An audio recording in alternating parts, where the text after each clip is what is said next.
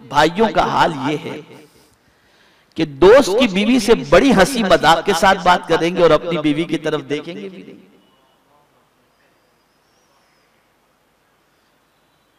और फिर डंके की चोट पर कहेंगे यार मैं तो भाव भाव नहीं देता हूं मेरी बीवी को, कौन इसकी झंझटमारी में पड़े। और समझते हैं कि ये अच्छा काम कर रहे हैं, ये अच्छा काम कर रहे हैं। ये अच्छा काम नहीं, ये खिलाफ सुन्नत है। एक औरत लिख सकते हो, नोट कर सकते हो तो नोट कर लो।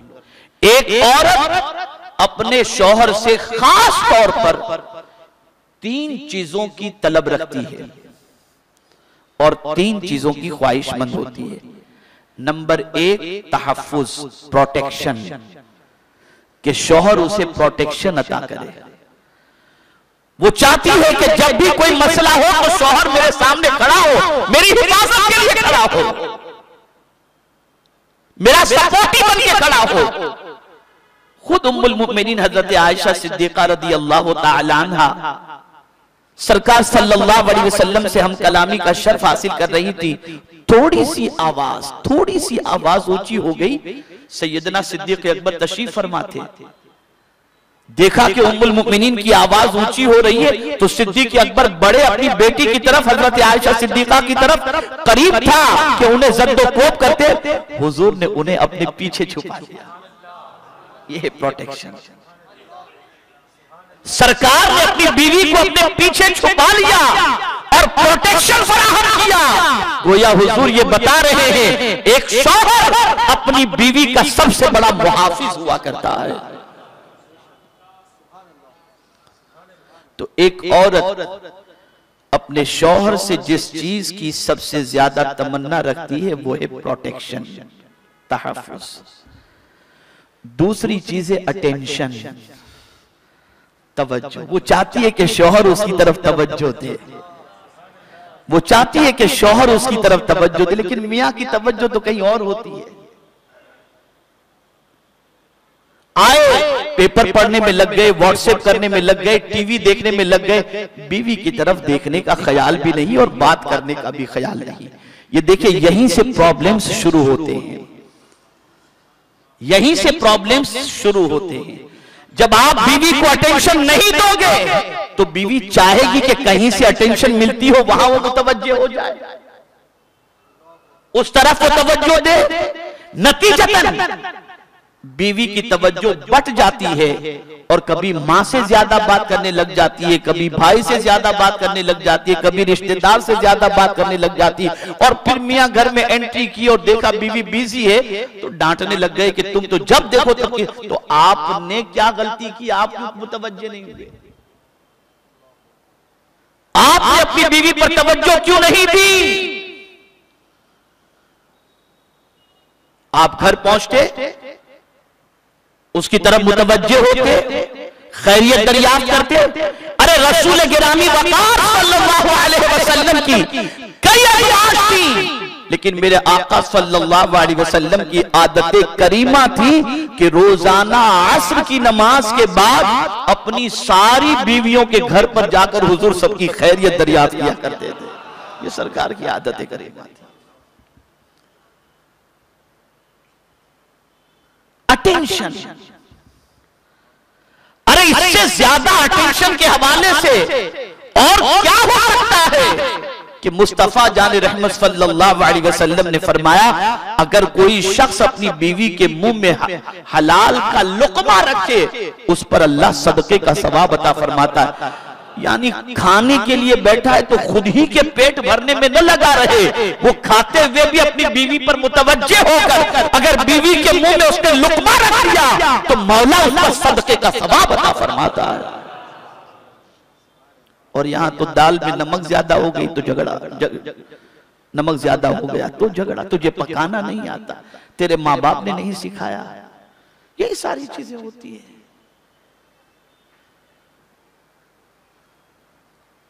आप मर्द हो, अल्लाह ने आपको सरपरस्त बनाया है, हाकिम बनाया है, तो आपकी जिम्मेदारी है कि आप प्रोटेक्शन फराहम करें, आप अटेंशन रहे, उसकी जरूरियात के बारे में।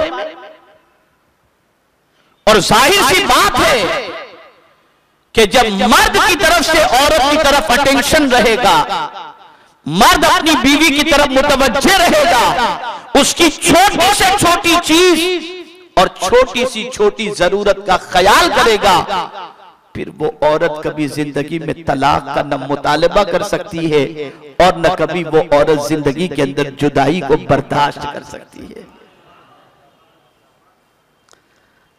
अब मुतवज्जे होना तो बहुत दूर की बात है, बीवी के सोने का वक्त हो तब मियां घर में एंट्री करेंगे। अब उससे बेचारी को, अब तो बम्बई की सिचुएशन तो आप सब जानते हैं, बताने की जरूरत नहीं है, बड़े शहरों में यही होता है। उसे रात को बच्चों को खिला पिला करके सुलाना, सुबह फिर बच्चों को उठाकर यूनिफॉर्म तैयार करना, प्रेस करना, नाश्ता देना, और इसी पर इक्तिफा नहीं, मियां सोए हैं और ये जाकर के बस स्टॉप पर बच्चे को छोड़ने के लिए भी जाएं। फीस का मसला हो तो बीवी जाए, फिर बेचारी वहां से आए, कुछ थोड़ा सा आराम करे न करे तो मियां का खाना तैयार करने में लग जाए। अब आप मुझे बताएं कि अल्लाह ने उसके सीने में भी तो दिल रखा है ना, रखा है कि नहीं रखा? वो किससे बात करेगी जब आप उससे बात करने के लिए तैयार नहीं, जब आप उसको वक्त देने के लिए तैयार नहीं, तो वो अपनी बिपता सुनाएगी किसे? वो बात करेगी किससे? वो अपना गम शेयर किससे करेगी? तो तलाक के असबाब में से एक सबब यह भी है कि मर्द अपनी बीवी की तरफ मुतवज्जे नहीं होते।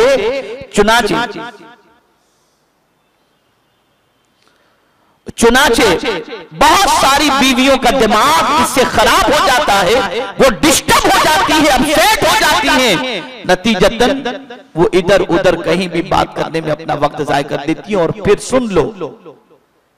सुन लो इस लापरवाही का नतीजा क्या होता है। इस लापरवाही का नतीजा ये होता है कि फिर शौहर से बात करना ही अच्छा नहीं लगता, फिर अच्छा नहीं लगता है।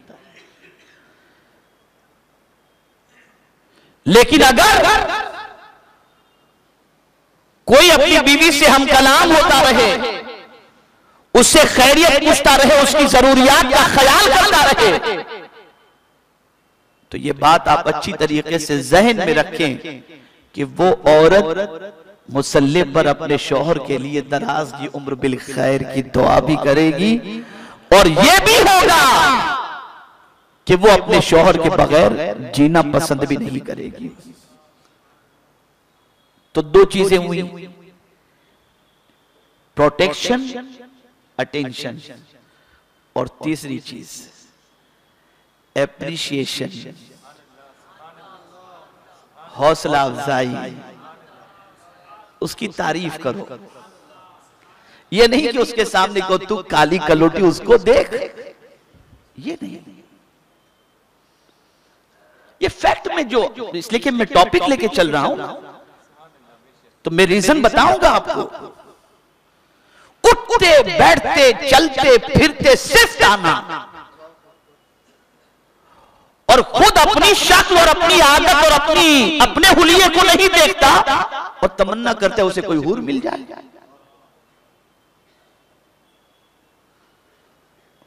कभी बीवी की तारीफ नहीं, एप्रिशिएशन नाम की कोई चीज नहीं, और औरत चाहती है कि उसकी तारीफ करो। अरे नादानो, झूठी तारीफ भी अगर करते हो तो इसको भी शरीयत ने इजाजत दी है।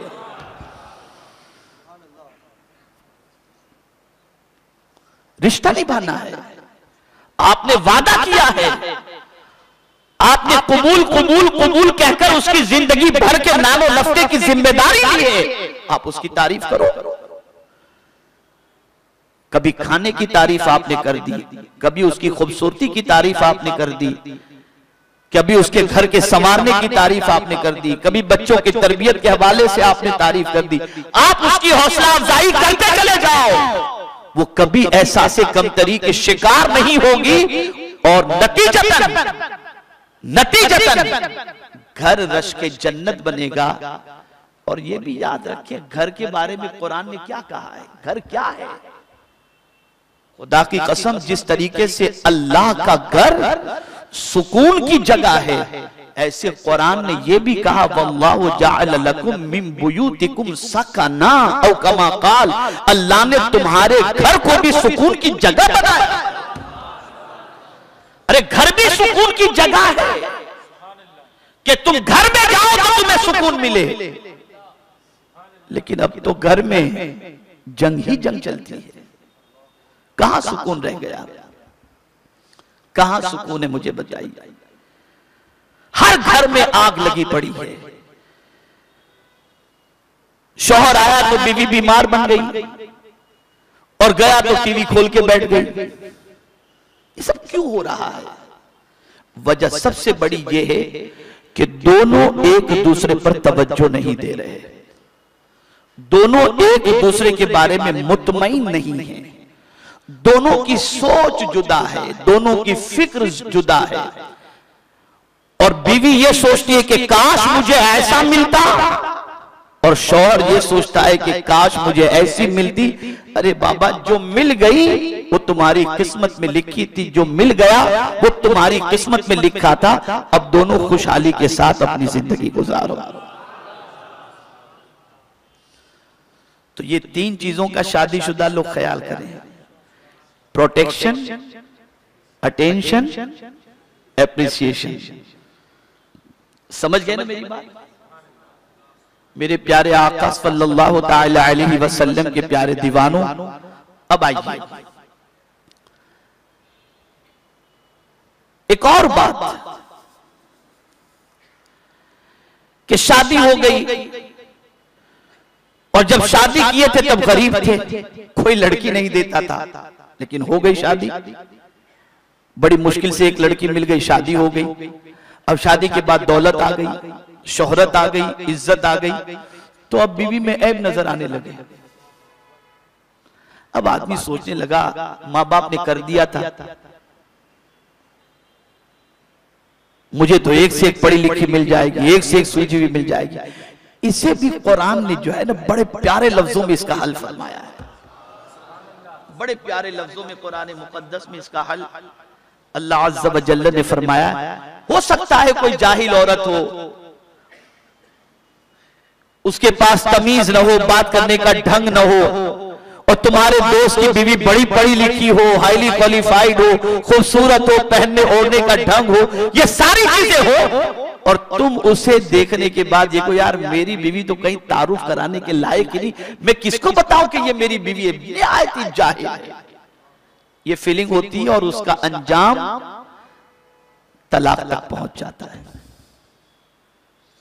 इसका हल कुरान ने क्या बताया? पढ़ो कुरान, समझो।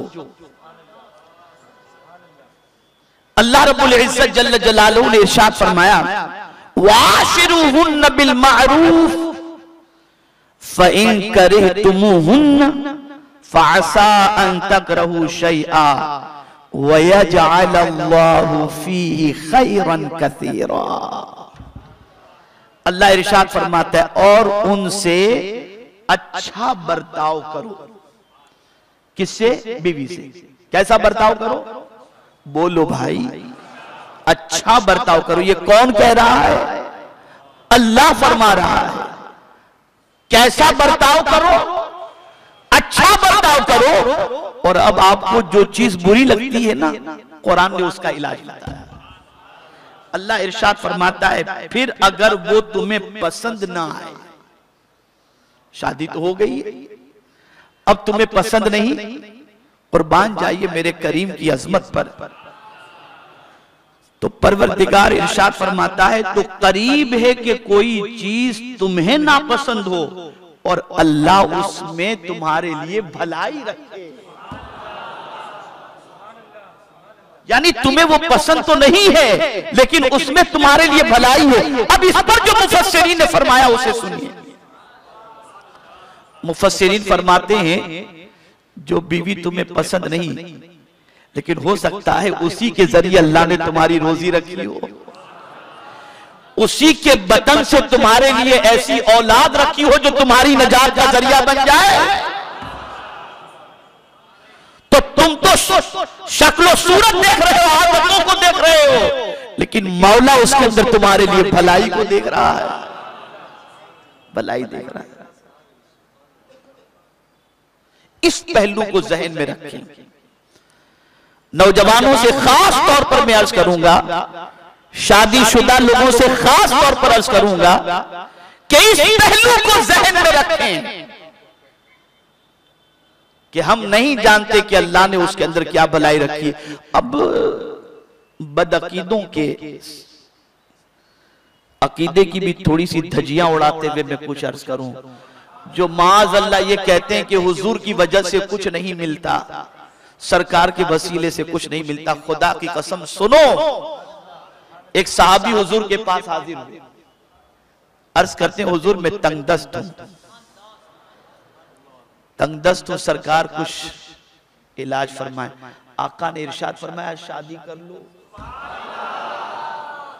वो अर्ज करते हैं हुजूर खुद का पूरा बड़ी मुश्किल से हो पाता है और बीवी की जिम्मेदारी का अल्लाह उसके नसीब से तुम्हें रोजी अता फरमाएगा।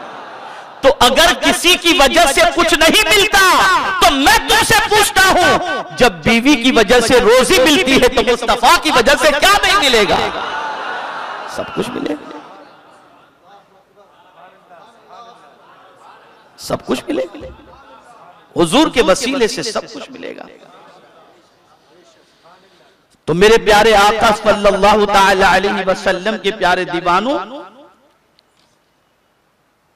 अगर बीवी के अंदर कोई कमी या नक्स हो तो अल्लाह ने सिर्फ उसको ऐबदार ही नहीं बनाया या उसके अंदर नक्स ही नहीं रखा, बल्कि अल्लाह ने उसके अंदर बहुत ज्यादा खैर भी रखी है, बहुत ज्यादा उसने भलाई भी रखी है, जो भलाई हम नहीं जानते, जो भलाई हम नहीं जानते। आज ही मेगा ब्लॉक होना था, पता नहीं क्या मसला। आज मेगा ब्लॉक है, इसलिए मुझे आप लोगों को जल्दी छोड़ना पड़ेगा। हालांकि बयान मैंने जल्दी शुरू किया और ये टॉपिक ऐसा है कि मैं चाह रहा था कि इस पर सैर हासिल गुफ्तगू हो जाए ताकि